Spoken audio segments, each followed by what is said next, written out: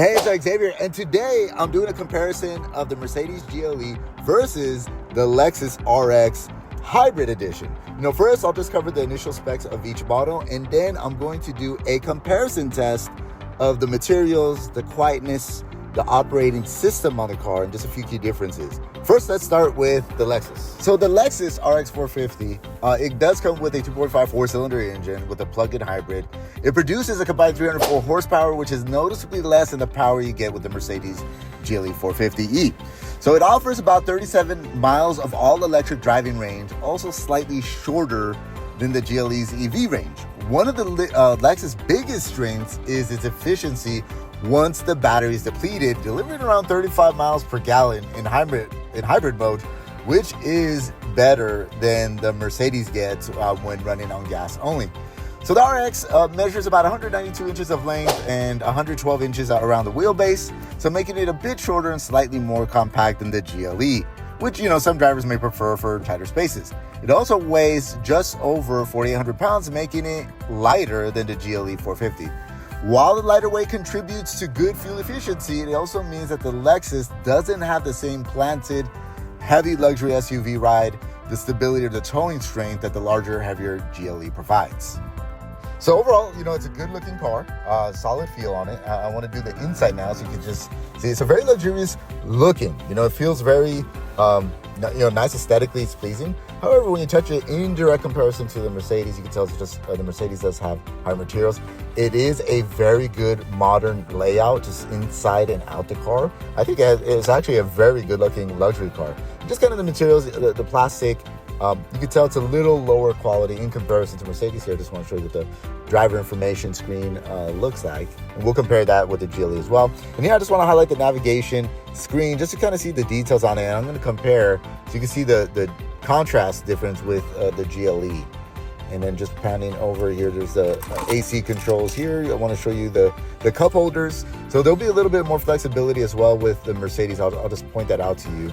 But good layout. It's a good looking, I'll tell you this is a very strong competitor to the Mercedes GLE. And again, just want to show you the very luxurious looking seats.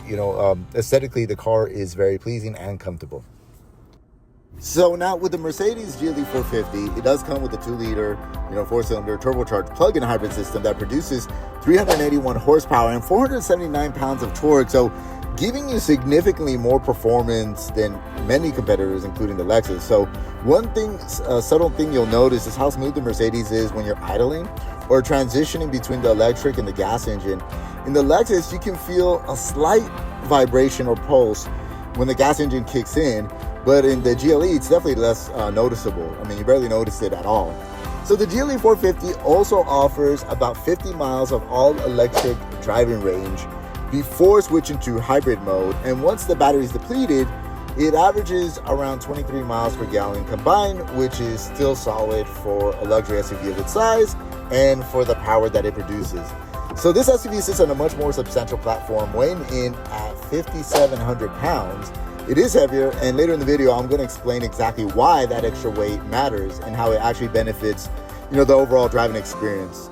And another, major advantage with the GLE 450, it can tow up to 7,700 pounds, which is far higher than what you can get with the Lexus 450.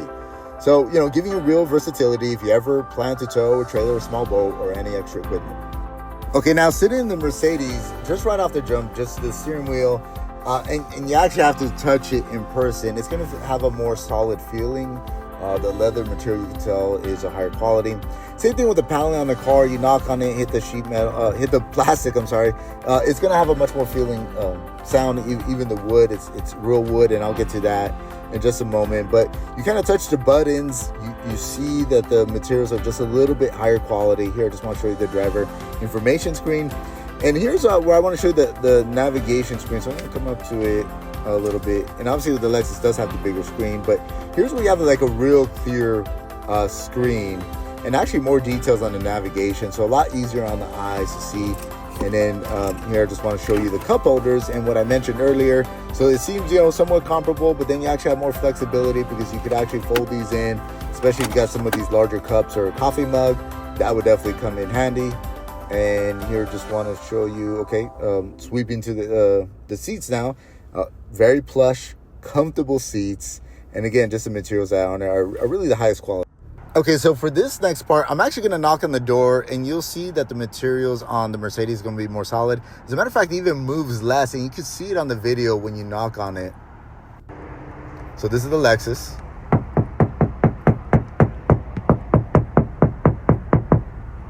And now the Mercedes.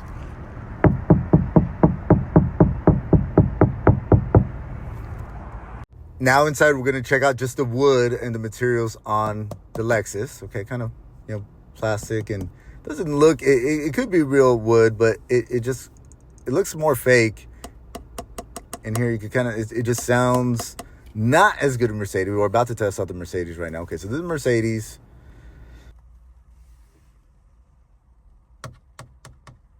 And I know with Mercedes, they use real wood. They're one of the few manufacturers that still do that. Here we're going to move over to the center console area.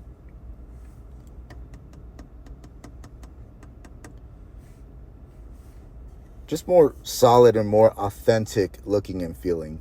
This one, we're going to test out how good it is keeping the outside noise out.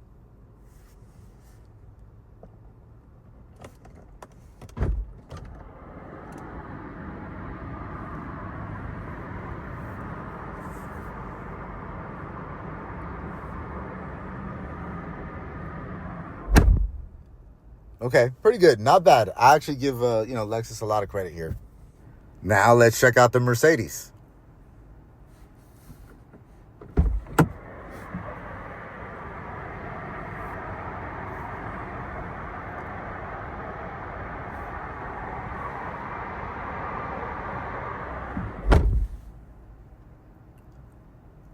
So, Lexus actually does a good job. Mercedes has a slight edge on this one.